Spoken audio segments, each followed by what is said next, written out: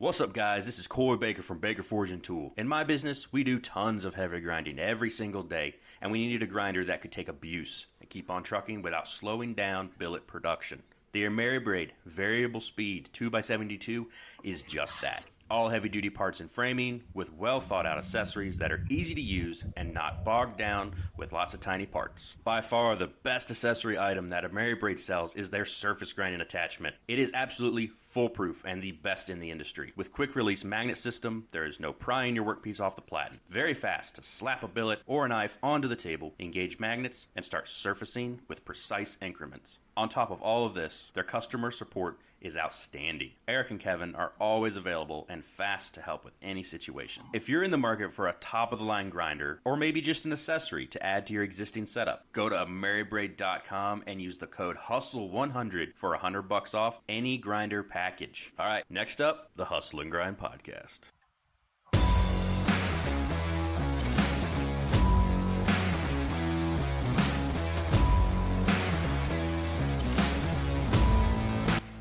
What is up, everybody? Welcome back to another episode of the new Hustle and Grind podcast. As always, I'm your host, Noah Bloomberg from Antioch River Forge. With me, as always, your host, Ryan Coakley from Ryan Chadbourne Knife Works. And we have the one, the only, the original Florida man, the myth, the legend, Brian House in the house. Welcome, buddy. Hey, thanks. Thanks for having me, guys. Appreciate this so much. My screen has never looked so good, man. I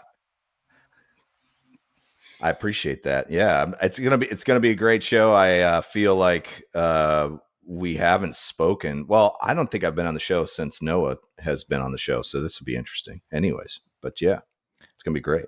I'm a little bit in the twilight zone here because I've never actually spoken to you before, Brian. We've DM'd and we've talked because actually, this is kind of an interesting story. Like, you are very integral into my development as a maker in a number of different ways.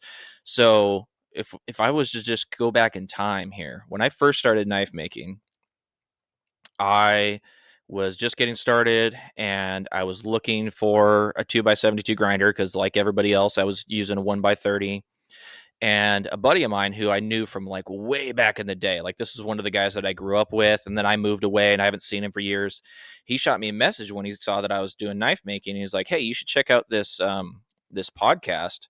It's called Knife Talk or something like that." And I was like, "Oh, okay, I'll check it out." You know, I had actually just recently got into podcasts. I was listening to like a lot of history podcasts and things like that. And for the first time in my life, I was like getting into podcasts, and I was like, "Well, shoot, I'll check this one out." And I started listening to Knife Talk and listening to Mareko and Jeff and getting like a lot of really good information from them, especially Mareko. I mean, I learned a lot from that guy on that podcast. And then one day, Jeff mentioned this other podcast, and I was like, that guy's name sounds familiar, Brian House. Hang on a second here. I think that's the guy whose grinder plans I just bought. Wait a second. And so I went and I found work for it, and it was just you and Ben at the time. And I'm like, this is the guy that designed the grinder that I'm building. Holy crap, he's got a podcast?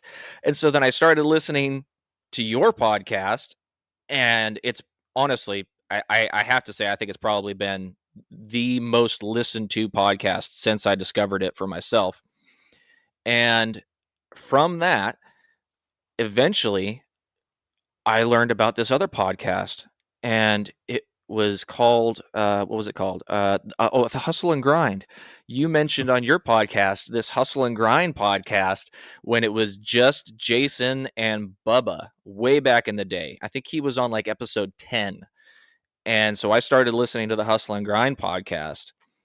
And so I think it's fair to say that the reason that I'm sitting in this chair and the reason that my knife making is where it's at due to the revolution is almost entirely due to you, sir, right there. I like that full circle stuff, man. That's like a whole thing. When we started the project of doing the Revolution project like years ago, and then when Craig approached me, it's so weird how it all interconnects. So Craig and Jeff started the Makery Network. They're the Knife Talk hosts with Morocco. And they approached me, and I was so new to content creation. A podcast wasn't even on my radar. But I studied radio, I studied film in college, so I have a baseline of, how to produce something, and I love to talk. I love to just not influence, but inspire as much as possible. And I have a very strong opinion about certain things, and it seems to align with a lot of successful people. When Craig approached me and he was like, "Hey, we're looking for people to join our Makery Network, and we think that you would be great as a podcast host, even though you've never made a podcast before. We'd like you to do one. Join the Makery and create a podcast, and we'll support you, and help cross promote it." And then I was like, maybe, there wasn't any talk of money or anything. It wasn't about the money. It was just like, hey, just do it, and let's see where it goes. So I was one of the original 8 podcasts that joined the Makery, and I don't know how many are left now. I'm not sure exactly who's all in it anymore, but what I've discovered was podcasting is an extremely powerful medium. So if when you get on something like this and we're just jib-jabbing and sharing information, people glean an enormous amount of data from these conversations. And not only from say a business standpoint where you want to discuss grinders or forges or whatever it might be. That's one side of it. But the other side is when I used to teach business classes at our Chamber of Commerce, 10, 15 years ago. And I really had no business of doing it because I was very young and I just still was new to being an entrepreneur. But one of the things I would tell the class is that people do business with whom they know and whom they like. And there's only one way that people can get to know you and like you. And that's through, at the time that was really through networking, business networking, meeting up at the Chamber or meeting up at a certain event, and you guys would hang out and we would all chat. And now all of that has changed. If you can sit on a podcast and have a good conversation with someone and someone can hear what you're saying and tune into it and align with you, chances are they're going to want to do business with you or at least know you. And then you can get to know that person and you just never know where it's going to lead. So I love the fact that your circle kind of came around through me a little bit and that I had a part in it because, as you know, I love watching the rise up of people who are doing what you guys tout all the time on this podcast. It's like, you got to hustle, you got to grind, you got to be out there, work hard. Even, you go to your day job, then you come home and you do it all over again. That right there is how I started my first company and my second company. And there's just no other way, there's no easy way to get there. So it's cool to hear that I had a part in it, Noah. And thanks for sharing that with me, man. That's really cool. Absolutely. Yeah. Go ahead. That Ryan. goes for the both of us. I mean, that goes for the both of us. I built my first Revolution from scratch when you released the Gen 1, and it never stopped from there. It was a game changer. You can't pump out enough knives to make any money if you don't have a grinder capable of pumping out enough knives to make any money. Yeah. And, and then I hopped on a live with Jason one day and he was like, "I like you. You should come on the podcast." And that was the first podcast I had ever done, was on Hustle and Grind. It was that episode way long ago. I listened to it a couple months back, just go back, listen to an old, I sounded so uncomfortable, so stiff, you know what I mean? Oh yes, sir. No comfort whatsoever. And then, here we are now. It's just like anything else. Yeah. The more you do it, the easier it gets. And, you're talking to, you're having a conversation with people, you're talking, and then the ideas start to flow and they start to pan out. And as you progress in that conversation, you sometimes, over time, even on the Work For It podcast, I forget that I'm being recorded. I have certain things that I want to talk about, but Brian and Ben, they bring to the table so many different, I think between all of us, that's like one big pile of ADHD. So we're all just, it could be at any given time, it could be a different topic, so, and there's always something to talk about. And then when we folded in the WFI projects, Brian came up with that concept. like, hey, we should have a hashtag and like do WFI projects. Little did we know 2 years later, there'd be over 12,000 projects listed there in that hashtag. And then we just get to discuss things. And it's really interesting to watch too, because the certain people that tag WFI projects all the time, their rise is just like, it just becomes faster. It's like exponential. And you guys tag your stuff and you do it too. So it's like, it became kind of its own little bit of energy that turned our podcast into, a sort of a visual where people could go and tag their projects. And it's like, wow, it blows my mind every time I look at it. Yeah, it works to we're all aware that the only way, from the smallest maker up to the biggest guy in the world right now, we're all aware that the only way we're going to make it doing what we want to do is if people know your fucking name.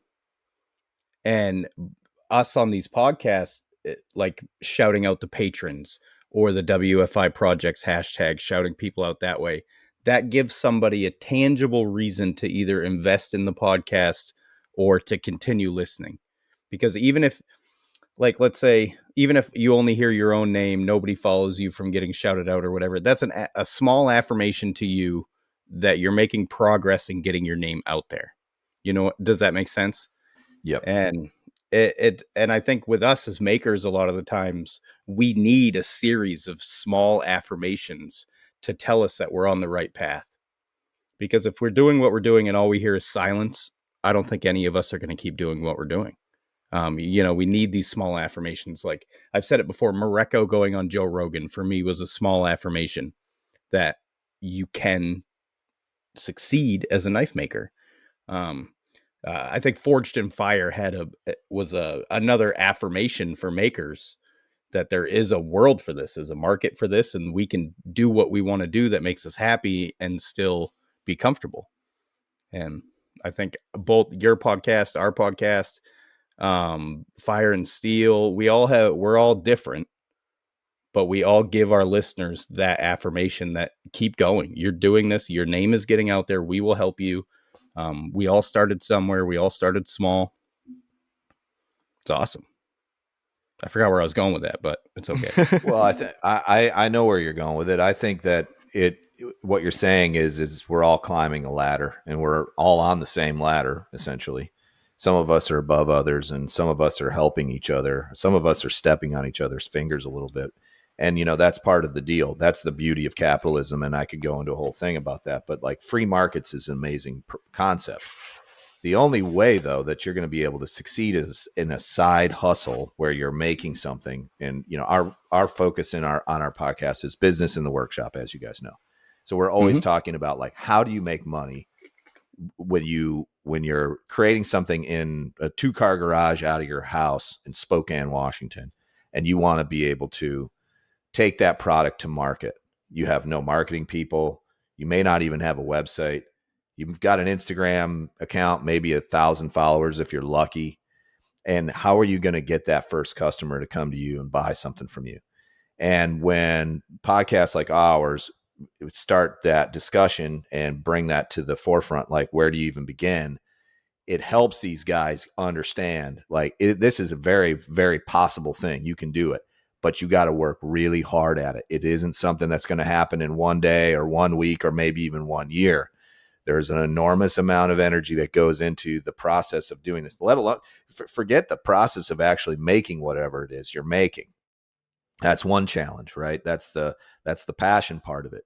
The other half of that is selling it and learning how to do that and how, because like you guys and me, I've never been a big fan of self-promotion. I'd never liked it.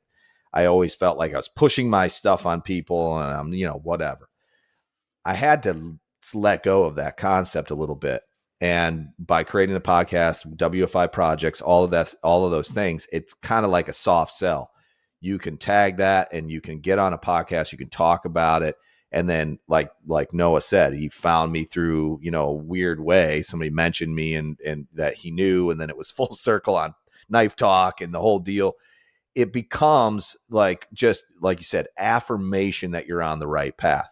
The the concept here is to, if you really want it bad enough, you will make it happen.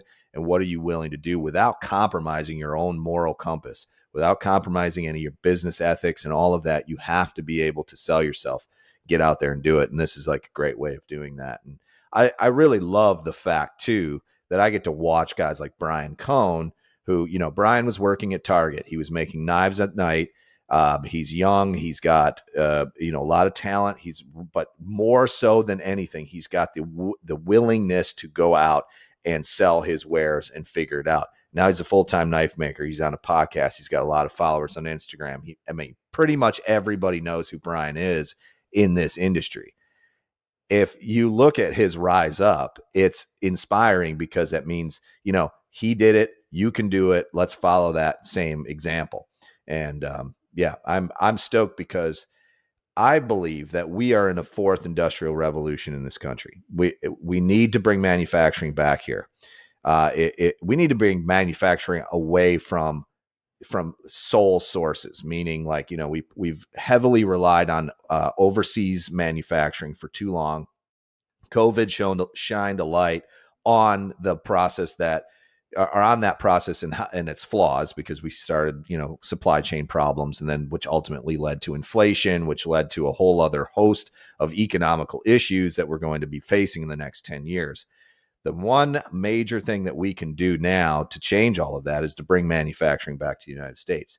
And what I love about knife making in particular is that you can, for a very low barrier of entry, you can actually make something and sell something out of your garage and then make money with it almost enough right away. Not right away, maybe it takes some time, but you could do it in a fairly short period of time to where you could make your side hustle your primary hustle.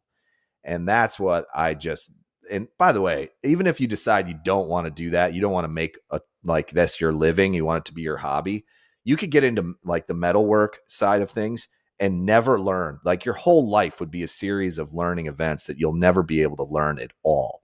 So like us, we like knives, right? But there's just so much more to it. There's hammers and axes and all this.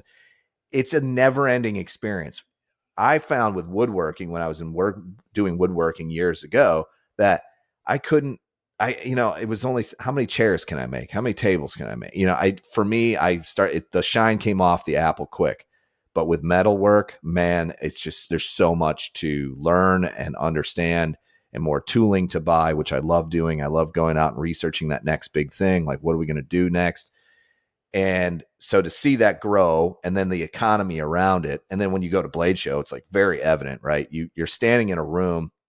There's probably 10,000 people in your vicinity, and there's millions and millions of dollars being exchanged between hands in those 3 days. It is a massive economy of people doing things, making things, and then and making their lives better.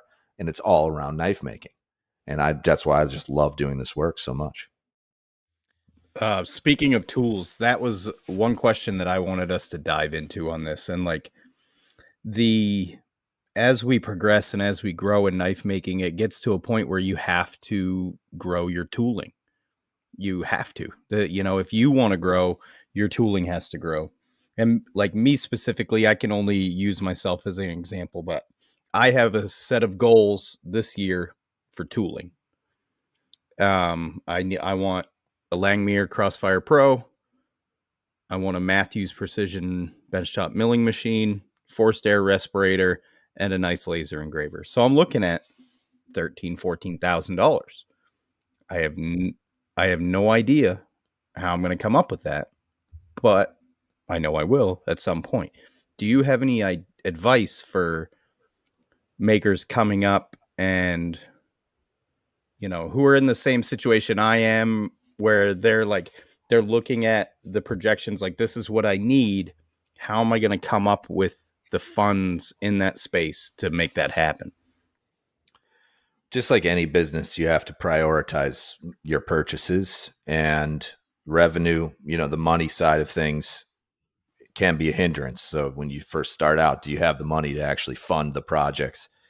So the first step I would do is just like look at that list of tools and go, what's going to return my money fastest? And I would always use the time is money equation, meaning which one of those tools is going to free you up to do other things faster to make more money. So return on investment, ROI.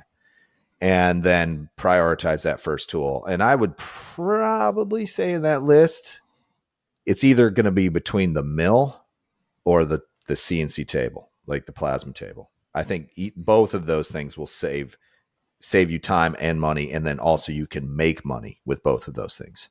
So those two tools are very important. You prioritize that, and then you say, okay, let's just say you're going to invest $5,000 in a Crossfire Pro table. That's like all the stuff, right? You need the table, you need the air compressor, you need the plasma torch, and all of that. You get like 5 G's into that. And then you say, well, okay, I'm going to be making knives, so maybe that cuts my profiles for me, and that's going to save me how much time? Okay, now I can make more knives. And let's just say that makes you 3 times faster in your knife making. That to me right there would scream like, yeah, I need to do that. That was like when I bought that CNC machine. I didn't really have a purpose for it other than prototyping. I just knew I spent a lot of time at my manual mill. And I'm like, I'm manual milling a lot of this stuff. Whereas I could program it and have it run in this machine, hand it over to my machine shop, and then they would make it. And if that works the way I think it's going to work, then I'm going to be able to prototype faster, which means I can bring products to market faster. And that should hopefully pay for itself, or at least help pay it off quicker. And as far as the revenue side, debt versus income ratios, all of those things matter. You got to look at like, hey, does it make sense to take out a $5,000 note and buy this machine?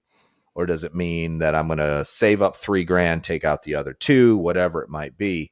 But the goal will always be to free you up to return that investment quicker. So that's how I would think of it. And also taxes play into that too. If you're claiming you're making, then that gives you more wiggle room on purchases because they're write-offs. So yes, and a write-off only works is if you're in the black. When I tell people, like, I had to spend a chunk of money at the end of the year so that 30% of that profit did not go to the United States government. Not that I dislike paying taxes, but our tax code is set up in such a way that it gives us incentives to reinvest into our businesses, right? So the government says, hey, I'm going to take 30% of your money on December 31st or whenever you file your taxes, or you can take that same money and you can buy something with it that's going to make your business better, and I won't take any of it. So yeah, but in order for that to happen, you should be in the black. So then, by the time you're a year or 2 into this endeavor, you should have some numbers. You should have some data that shows you like, hey, what are my sales looking like? Did I make an increase this year? Did I lose money this year? All of those things are important. So a little bit of bookkeeping helps.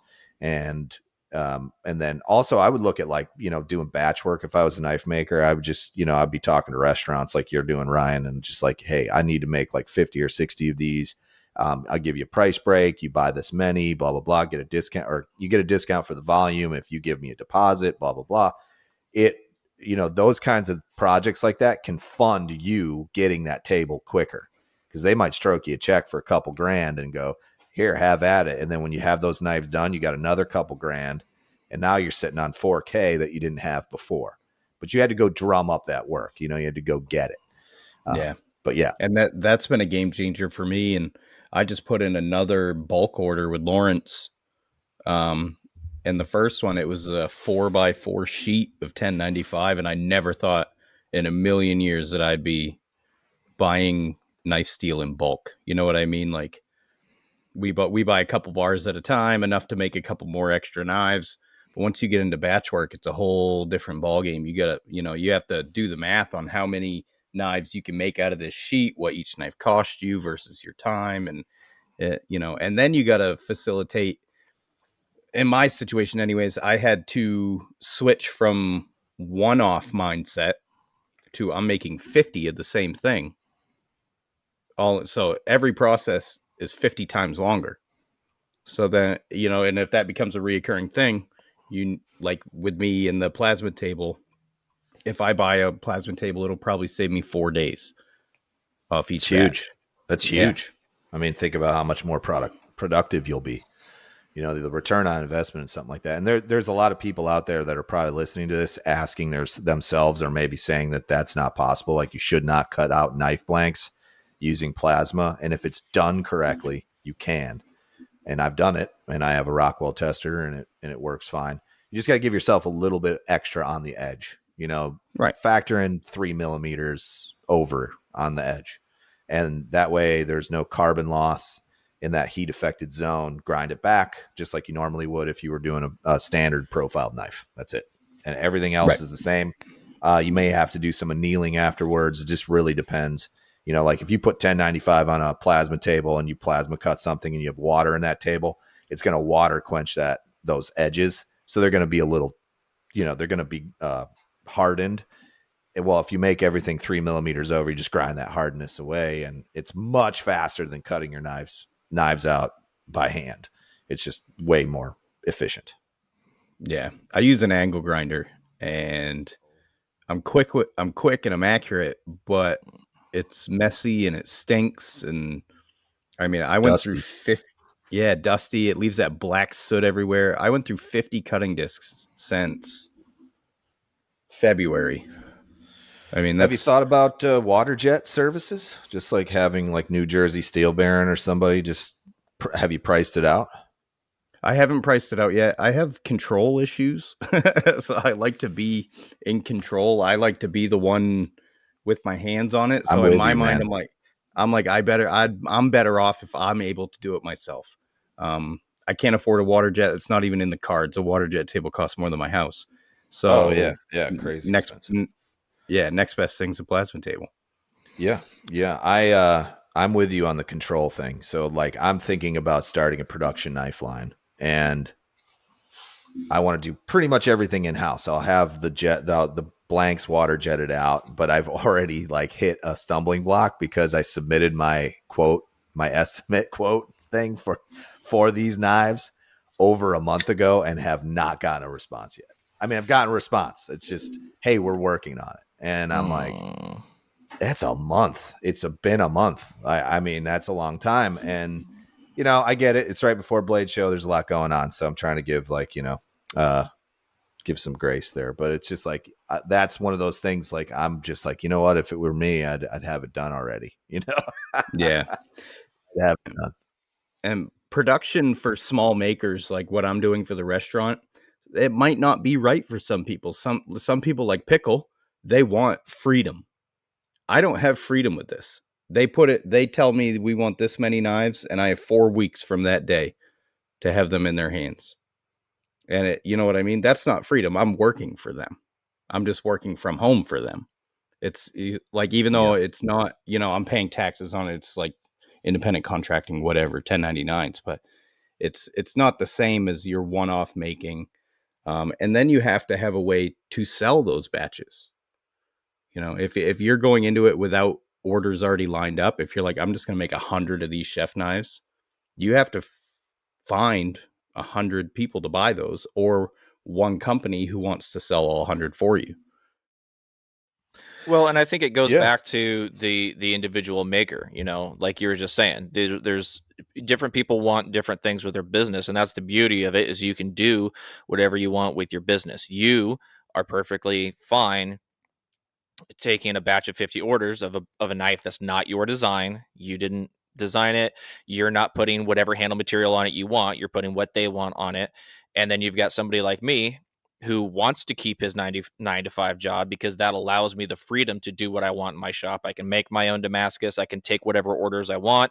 I can make whatever bulk orders I want. You know, my little EDCs that I've been doing are completely my design, that I'm making only because I want to, and because I like that aspect of it. And I like getting knives in people's hands for, you know, a lower cost than my one-off customs.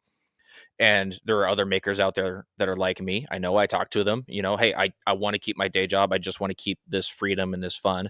And then there's other guys who are out there doing the hustle and grind thing, where they're doing everything they can to get out of their day job. And I respect the hell out of that. And if you're going to be doing that, you're going to want You know, whatever you can do to get out of that day job, you're going to end up doing something like what you're doing, Ryan, which is giving up that freedom. And it's a trade-off, and it's just something that people have to decide for themselves. Yeah, it's a compromise. I mean, and if you look at it, like for me, I didn't design these knives. I didn't pick the steel. I didn't pick the handle material. I didn't pick any part of it. I don't even put my logos on them. But I can make them in 2 weeks and make more money than I previously have ever made in my entire life in that period of time, which is not very much. I come from nothing. So it's, but so that, and that has something to do with it too. My goals are to be comfortable. Yes, I'm an artist. Yes, I'm a maker. I love it. It's my passion, but not ever having to like worry if my mortgage is paid or, like any of the stuff that I grew up having like instilled in me was, a daily worry. That's my goal, is to not worry about that shit. I don't want to own a yacht. I don't want to live on an island somewhere in the Bahamas. I want to have a little tiny house and a shitload of land and not have to worry about my income. That's it. And however I can do that is how I'm going to do it. That might not be right for everybody. And I think in the maker community, we all, a lot of us anyways, we try and emulate other makers we see because we like their work or we like, their style or whatever. But that may be the wrong path to go because you're not them. They're not you. Nobody else is Brian House. Nobody else is Noah Bloomberg. We all have our own paths. What's that? It's a quote I heard a long time ago. We're all in the same game, just different levels, battling the same demons, just different devils. And also remember, 30-year-old Noah Bloomberg is going to be way different than 40-year-old Noah Bloomberg. And same with you, Ryan. Your wants over time change. When you have kids, things change. When you buy a house, things change. So your approach to life is a little bit different. The character, though, the core, who you are, stays the same. But your version of success might be slightly different. And as your body and your mind age, you start to think like, can I keep this up? Can I keep working like this? Or how can I make it easier? How can I make it faster?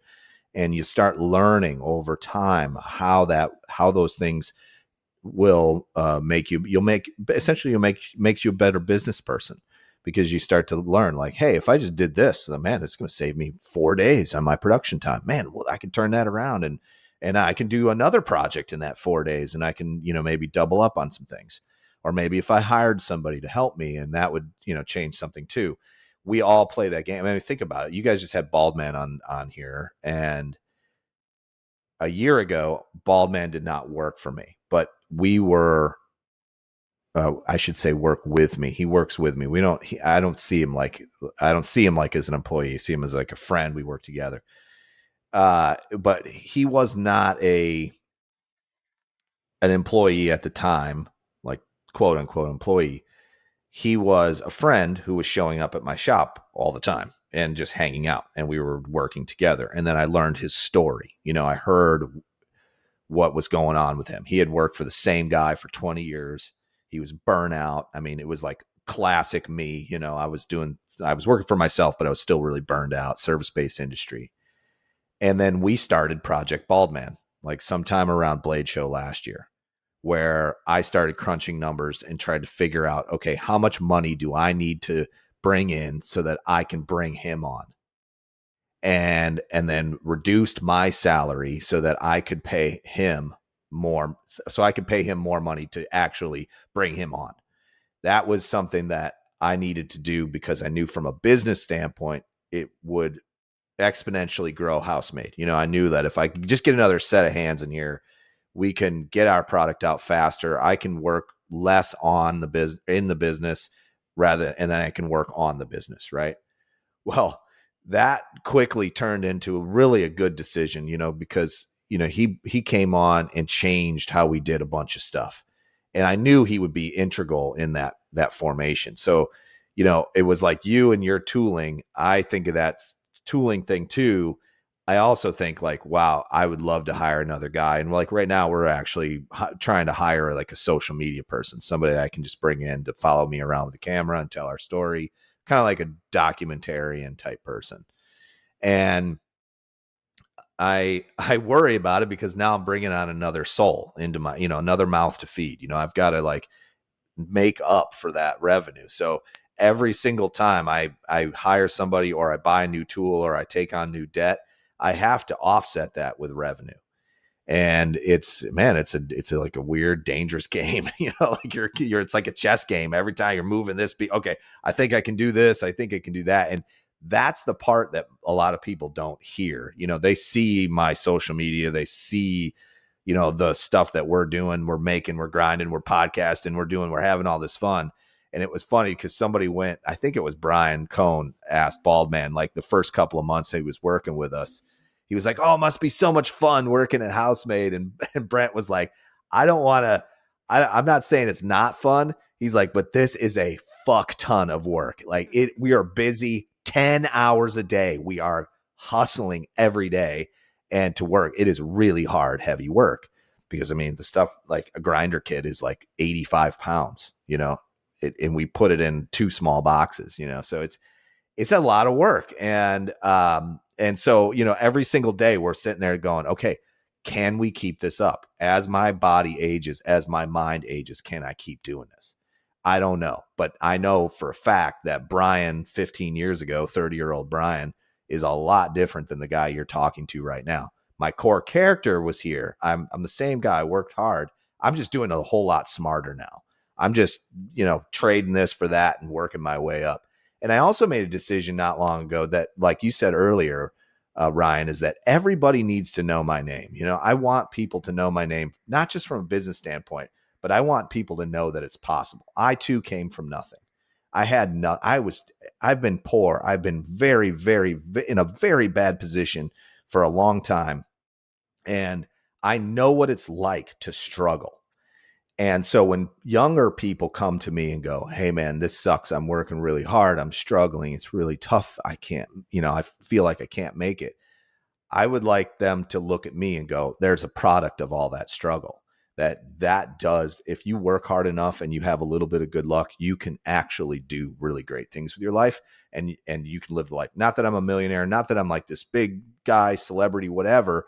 It's not that. It's just that I've achieved my level of success where I want to be. I'm having a great time with my life. And I feel like that's the American dream. And for the longest time, man, when I was in my 20s and early 30s, I touted this all the time. The American dream is fucking dead. It doesn't exist. I was angry. I was angry at the system. And then I realized I'm swimming upstream. I need to swim with the river. I need to get in that river and swim with it and figure this out. And that's what I did with Housemade, followed my passions. So there's, when Honor Kaglar was on, we were talking about Guy Ritchie and when he was on Rogan, and he says in that interview, he says, don't hate the game. Love the game because you're in it. He goes, accept the rules and move on into the rules.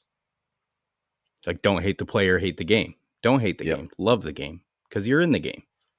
What else? Yeah, you have no choice. You have no choice but to accept the rules or move on into the rules, like he said. And when I listened to that, it was like 6 years ago. I was like, holy shit. You just hear that one thing that's like, oh, I'm an idiot. How did I not know this the whole time? Some people will never achieve success, though. Some people are incapable of. One thing I think is a big thing for everybody to try and do is learn from everyone else's mistakes also. Your parents' mistakes, your grandparents' mistakes, the people you grew up around. My best friend, he's a raging alcoholic from when we were little kids. We don't really talk that much now because our lives went in different directions. But he'd never... And what we were doing when we were 14, he's doing now at 40. It's just what there's a lot of boys that live in men's bodies. Yes. Something you'll learn down the road there's a lot of boys that never grew up. Their bodies, their faces, they're men. They look like men on the outside. They're just not. And but that's not our game to try to fix that. That's on them. They have to learn that. And that's another reason, for being a strong male figure for younger people who are trying to rise up and trying to do work. It's like, hey, first get your head right, understand that you're going to work really hard for a little bit of money in the beginning. And that's part of it. and as you climb and grow, you'll know that your core character your core character will start to really show itself, where you end up. So but yeah, it's Well, interesting. I This hate is to a- split this conversation, but No, we go for it. we got to. Noah was just going to say it too, weren't you, Noah? yes, I was. So I'm going to do the Maritime and Phoenix Abrasive ads back to back. We don't usually do that, but Brian's on a time crunch, and we're getting into some good combos here. So Cool. Hustle and Grind is sponsored by Maritime Knife Supply. Whether you're looking for steel, abrasives, handle material, forges, epoxy, or anything for making in general, Maritime Knife Supply has you covered. And in the US or Canada, they ship faster than the great Cobra chicken goosesses that their country is known for. Go to Maritime Knife Supply, and when you buy a 10-pack of belts, get 10% off. And tell them we sent you, eh? Hustle and Thanks, Grind Luke. podcast is sponsored by Phoenix Abrasives, your one-stop abrasive shop. When you go to phoenixabrasives.com, click the shop icon in the upper right-hand corner to find all the abrasives you'll ever need. Check out the Incinerator 36 grit ceramic belts, along with the Trizact Gator belts that the hosts of Hustle and Grind use every day. When you check out, use code HUSTLE10 for 10% off your entire order. Thanks, Is that Luke. Grant Alexander's voice? Crafty Man Forge, Luke Johnson. Oh, that's Crafty Man. No kidding. He does. I've got a whole file full of like Patreon pitches from British accents, Australian accents, Kermit the does that? Frog. Oh yeah, he's good. Dude, he's good. We're gonna have him on the show. He's really good. Coming up here soon too. So I'm really looking forward to that. Yeah, So he's do you guys, he's- if you guys or Fader need any voiceover work done for their podcast, hit up Crafty Man Forge with a K. Yeah. He's a mail carrier, isn't he? He works for the post office, I think. Yep. doesn't he? I think so. He must be a Yeah. patient man then. Yeah. He's a good guy. Yeah. Yeah, he walks that's too. great. Like he doesn't Yes. drive a mail. He actually walks. He's a legit mail carrier. He's got like the bag that's slung over his shoulder and the shorts and everything else. Yeah, I've seen some photos of him. And I think He's good. Manny G from Parable Knives too. He's also a mail carrier. Oh, really? Post office. They're gonna have to submit some shorts pictures for the hunks of knife making calendar. So did you hear about this, Brian? I have not heard about this. You haven't I heard wanted about to bring this? this up. I wanted to No. bring this up with you because I know that you're quite philanthropic. Noah and I have been brainstorming this for about the last 6 months, and what we want to do, and we want to do it right, and we want to do it organized. We want to have a hunks of knife making calendar, and all the proceeds from the sales of this calendar, we want to figure out in some way. We haven't worked out the logistics on that yet. How to pay for master classes for up and coming makers, young makers specifically. Love that. I love Teenagers, high school age, Dexter's age, my son's age, early 20s, stuff like that. Us older guys, we can fend for ourselves, but these young guys, I think they need more of a push. Like if if we funded a class with Jason Knight, for somebody, or a class with, if they're in the New England up my way, Nick Rossi does classes, and but would you be willing to? The big question is would you be willing to model for this calendar? Absolutely. Yes. Absolutely. I don't 100%. I don't have clap audio files on here, but woo! All right, we got Brian House. I'd love to be involved. Absolutely.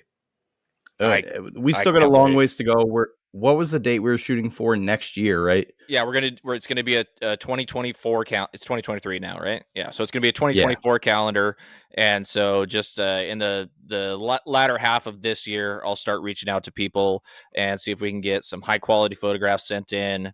I'll get an online. I haven't even researched it yet, but there's a number of different companies out there that do calendar making, and we'll put it together and make it to where people can pre-order it, and all those proceeds will go to that good cause like Ryan was talking about. So yeah, we'll do like a hustle and grind scholarship. It'll be like a firefighter calendar, just knife makers. So like you could wear like an apron and nothing else kind of thing. That'd be kind of cool. Yeah, whatever you want to do. That was the first thing that came to my mind, was just an apron. Just an And apron. the part I love about this the most, it's not the philanthropic angle, it's that thousands of completely heterosexual men are going to have naked pictures of their buddies in their shops, because how are you not going to buy one of these calendars for the cause? Oh it's my going God, for? you're right. You're so right. Yeah. Oh, yeah. You're so right. And people will be walking into your shop and going, "What the hell is this? Like, what's going on here?" Well, there's a story behind it. Let me tell you. You're getting a little fruity over here, Tim. Like, what's going on here? Are you drinking I Bud Light love in it. this shop? I actually have a question for you, Noah.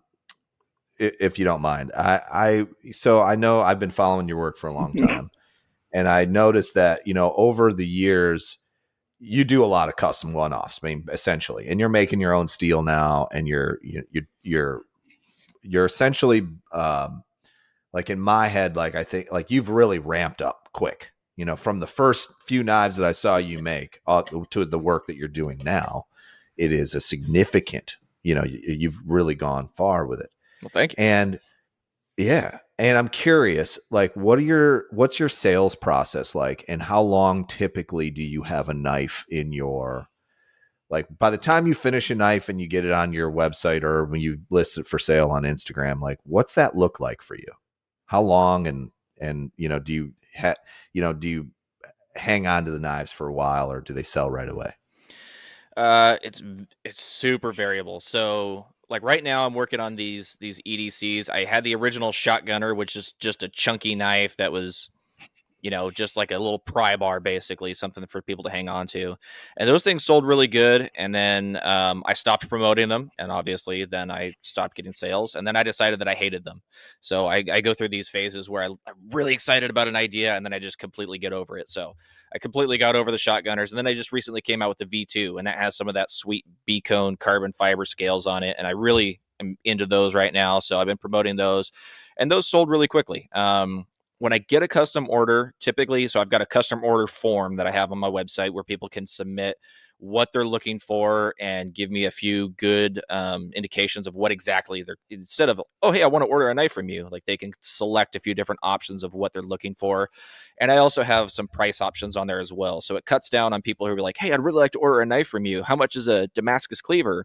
And then they're like, oh yeah, I can't afford that, you know. So it takes away some of those conversations, and just gives people the answers that they're looking for right away, which is, oh hey, I can't afford a knife from this guy.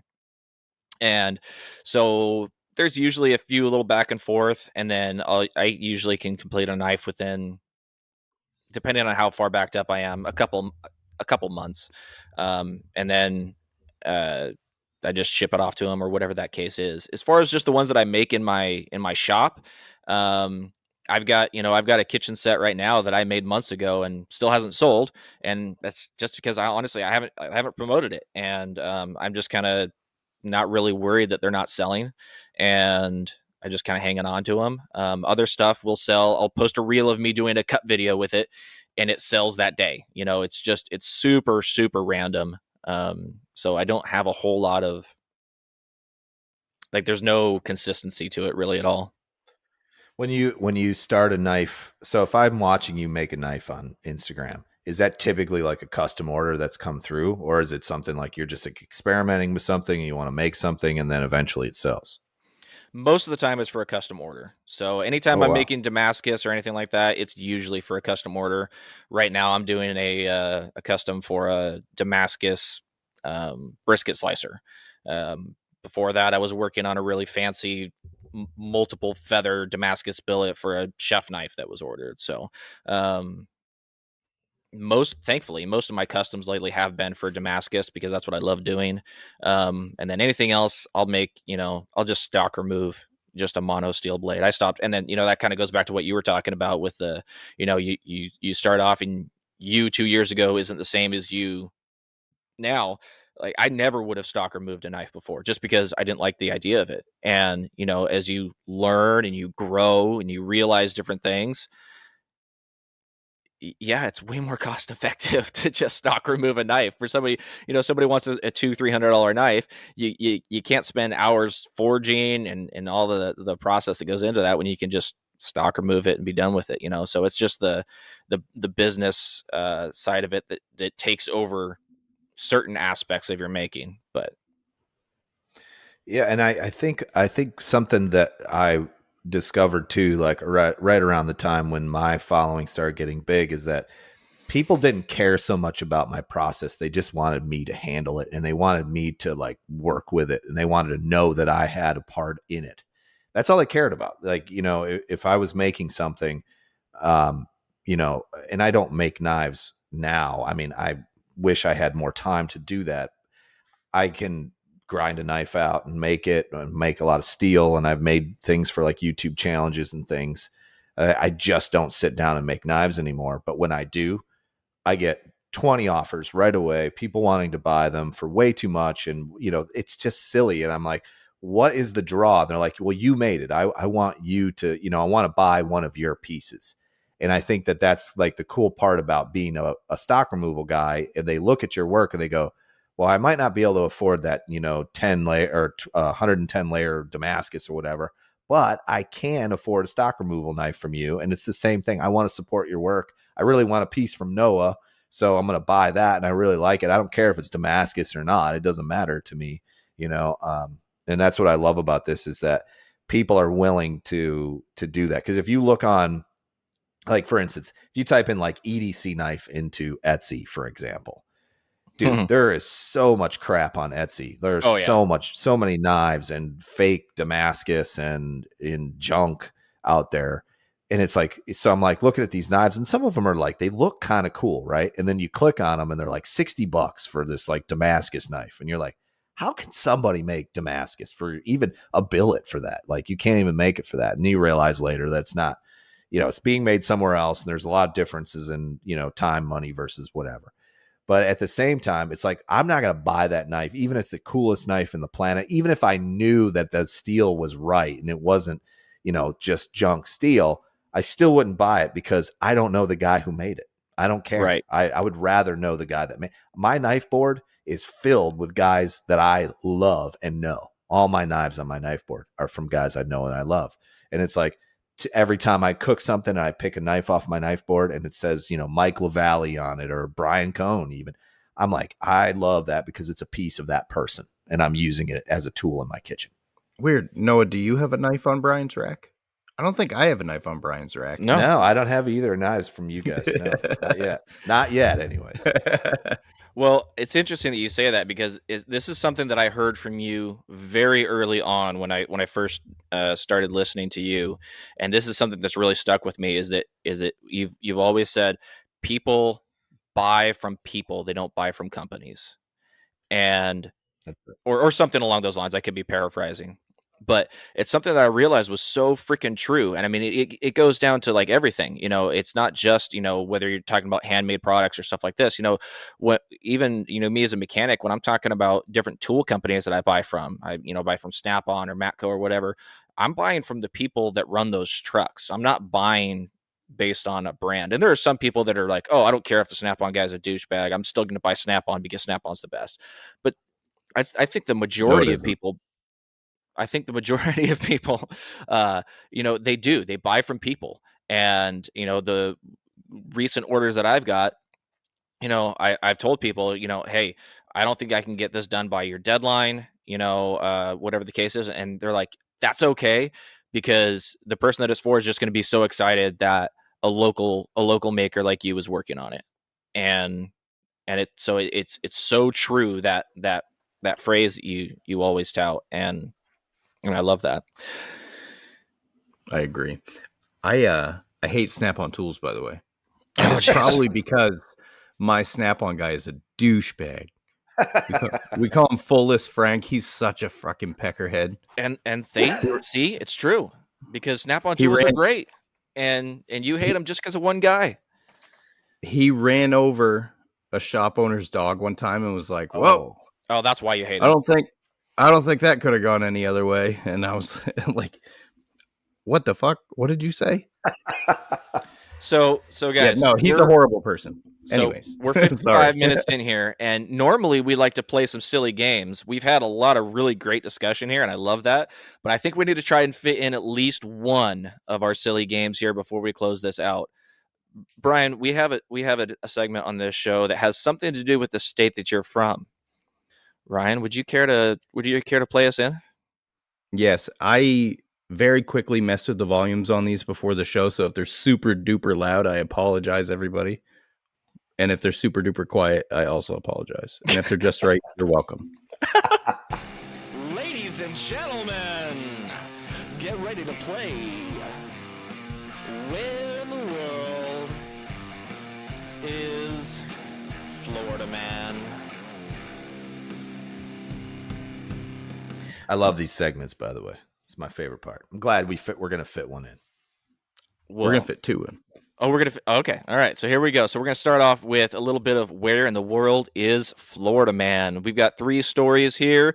Each one of these was sent in by one of you lovely listeners, and they are ridiculous stories from everywhere in the country, including the great state of Florida, where the worst things always happen. And it is up to you, the listeners, Ryan and Brian, to guess whether this was a true Florida man from Florida or was Florida Man somewhere else. We begin. Cowboy lassos alleged bike thief in Walmart parking lot. A hero on horseback saved the day after a man tried to make off with a bike that wasn't his on Friday, and it all went down in the parking lot of a Walmart. Self-described cowboy Robert Borba was at the store to pick up some dog food when he heard a woman yell that someone had stolen her bicycle. Borba was able to wrap his lasso around the suspect's ankle and hold the man until the police arrived before heading back to the farm. I roped him, and the rope went down around his feet, and I just rode off like I would if I'd roped a cow or something, Borba described. Do you believe that this lassoing Walmart man was a Florida man or someone else? Well, believe it or not, one of our major exports in Florida is cattle here. And if you drive inland, like right from the coasts, about an hour in, it's just cattle farms and ranches not far from here. So I'm going to say, I mean, gosh, it sounds like something right out of Texas, right? Or Montana or something. Gosh, this is a tough one. Jeez. Ryan, what do you think?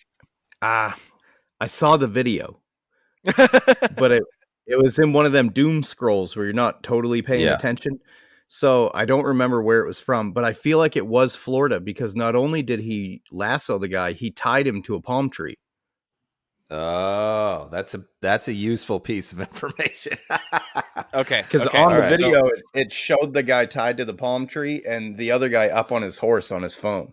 Oh man, that's great. Well, then it's got to be Florida, right? I like to give as much useful information in these as possible, but the one thing that I don't typically do is correct people.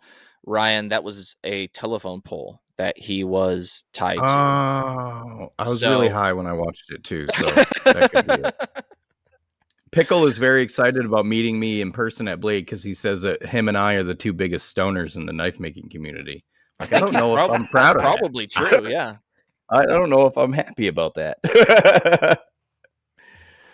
Got to be known for something, right? I mean, all right. So telephone pole. I'm still going to stick with Florida.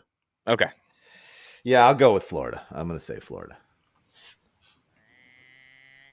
You're not going to believe this. You're not going to believe this. That was from Oregon. Oh, wow. Get the hell out of here. I didn't know they had cattle ranches in Oregon. And like, I've been down there a couple times, but yeah, no idea. So that was courtesy of Brian Hunt from Hidden Rose Forge. Thank you, Brian, for your continued support of the show. Next up. See here. What order do I want to do these in? All right, here we go. Wife stabs husband over explicit photos with, quote, another woman. Discovers images were of her younger self.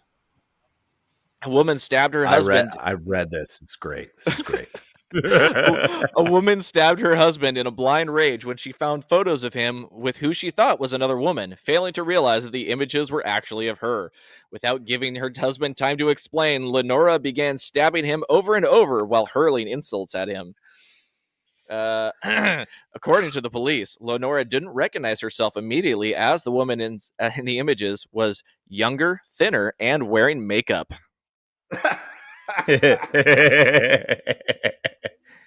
She really let herself go, huh? So, as always, there's some key things in this that I left in to try and give you guys some indication as to where these stories happen. So, Fuck, that sounds very Florida.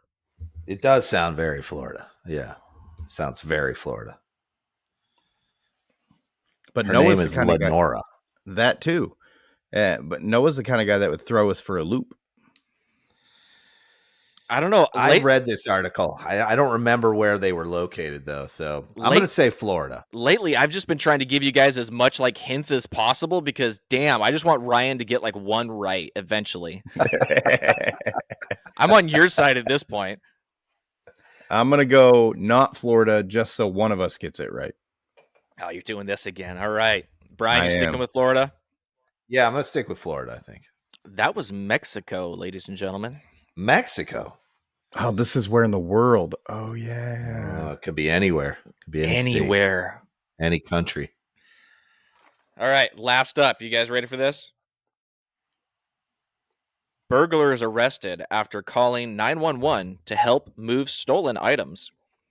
Deputies responded to a home Saturday after a 911 call was made, but nobody spoke, the county sheriff's office said. At the home, the deputies concluded that nobody lived there, but they found a male suspect and his girlfriend inside the home after entering through an unlocked door.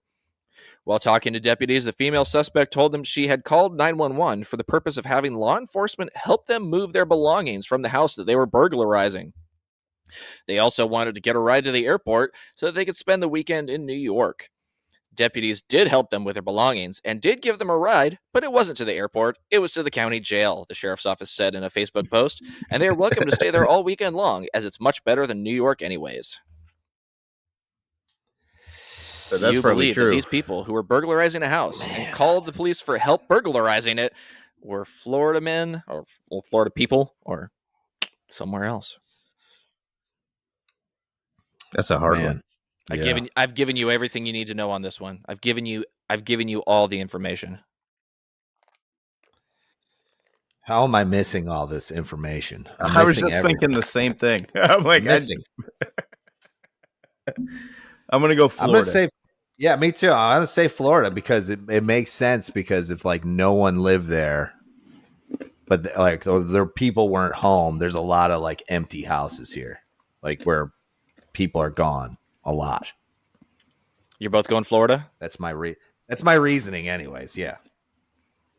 Mm-hmm. Congratulations, gentlemen. You are both correct. That is Florida AF.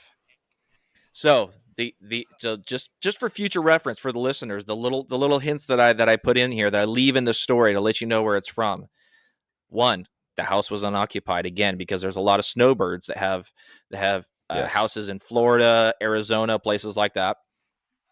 The fact that they called the sheriff's department to help them move items is something that I'm going to leave in a story because only somebody who's methed out in Florida is stupid enough to call the sheriff's department for help That's a moving the tweaker move. stolen items. Exactly. Yes.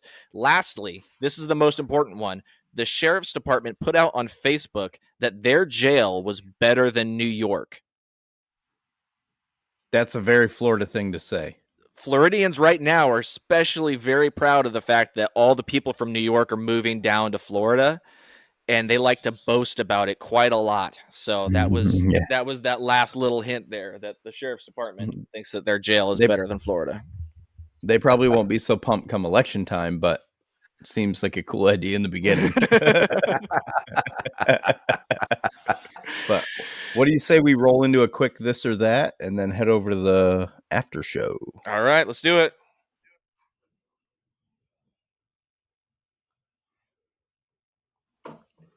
Are you going to play us in? Oh, yeah. I forgot. It's the first time we've had them, so I forgot we had Son of to. a bitch. Little bit of this and a whole lot of that. Would you rather fly in a submarine or swim in an airplane? Would you rather be a reindeer? Would you rather surf a wave of Kool-Aid or snowboard a mountain of Dippin' Dots? Would you rather fly or be able to breathe underwater? Would you prefer the ability to stick to walls or would you rather shoot spaghetti from your fingers? Before we start, Noah, that is a work of art and one of the best sound clip drop-ins I think I've ever heard on a podcast. Thank you. I appreciate that. Now, I did a lot of driving one weekend, and I literally came up with all of like these like random stingers for random stuff like while I'm driving, because I have no ability to shut my brain off. So when I'm driving, I'm just like going. And so like that gives you like the fact that like all of those clips were like a little bit overlapped. That's like a little tidbit like into my brain, like how overlapped and unrelenting my brain is to just constantly throw things. That being said, we now have this or that. Brian, are you ready? I'm ready. Would you rather have the ability to fly, but only at a snail's pace, or have super strength, but only when you're half asleep?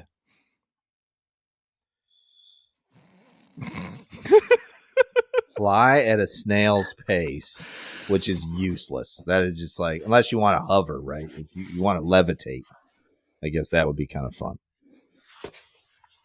Or super strength, but I'm half asleep. Yes. Which is also a useless thing. I'm gonna go with fly because I just think that's fun. I think that would be. I want to if I have super strength and I don't really remember because I'm half asleep. It's like, nah, what's that good for?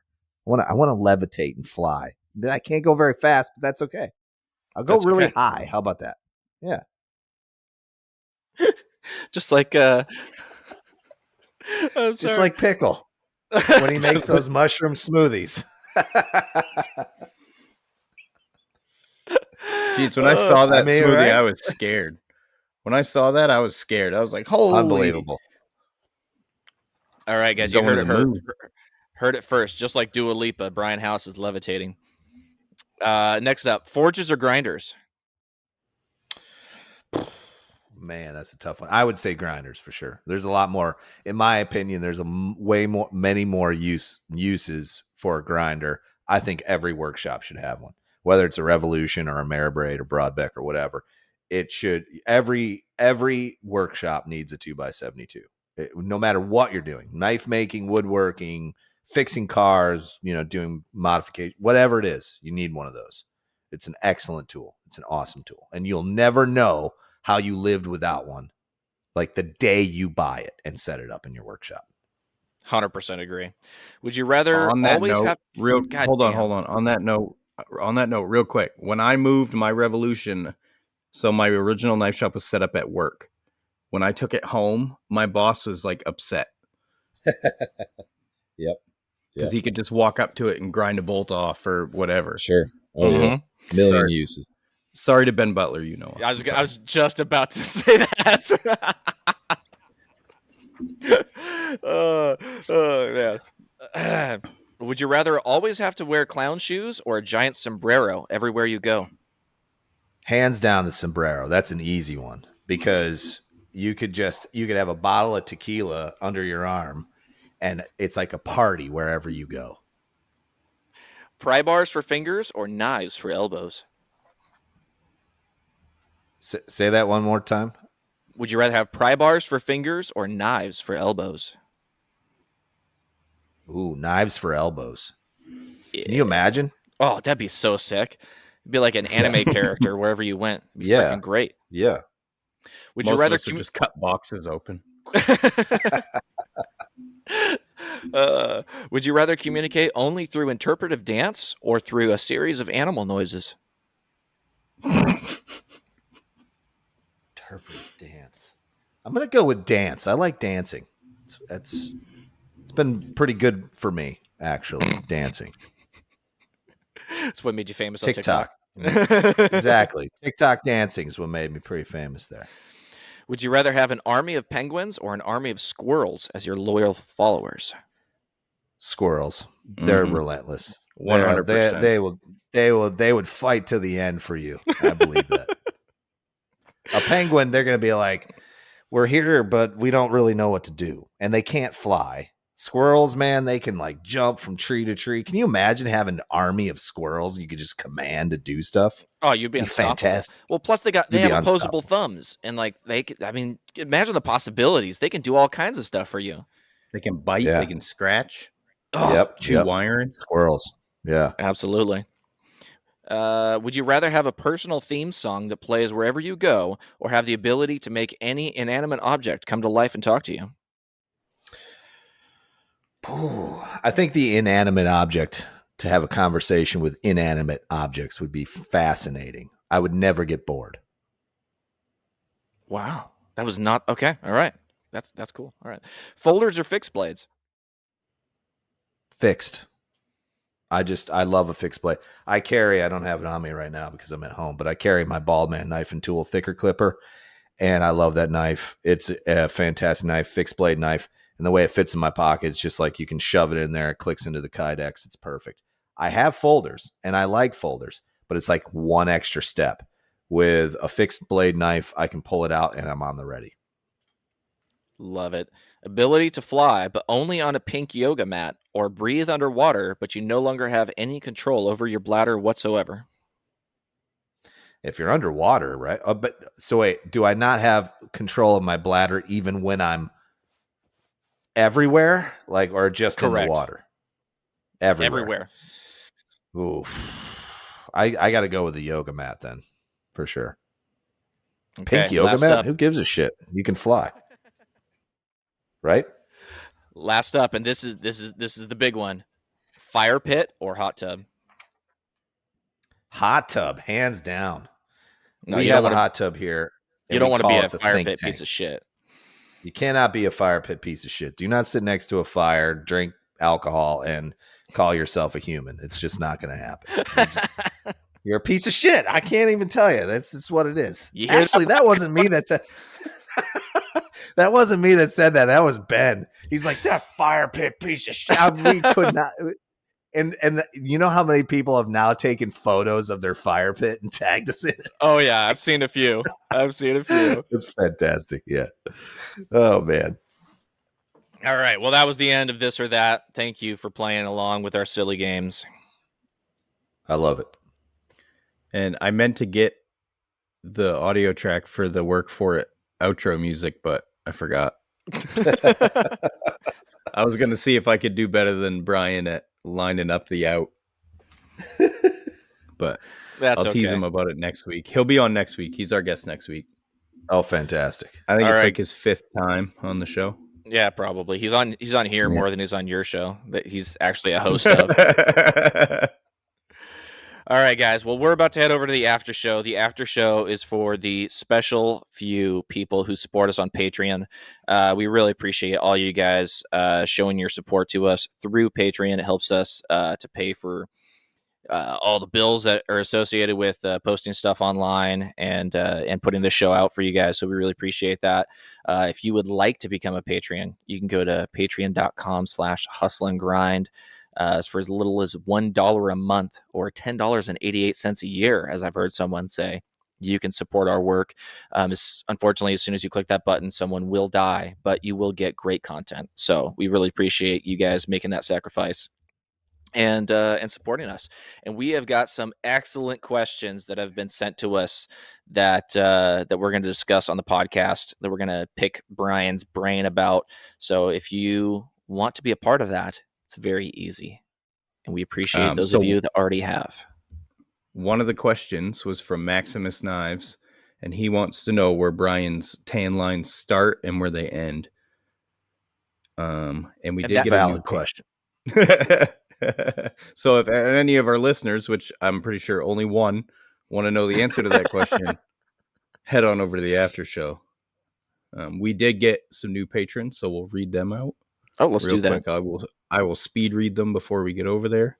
I know Brian's on a time crunch. And keep in mind that tan line question, that's just the tip of the iceberg of what's going to happen in the after show. Giggity.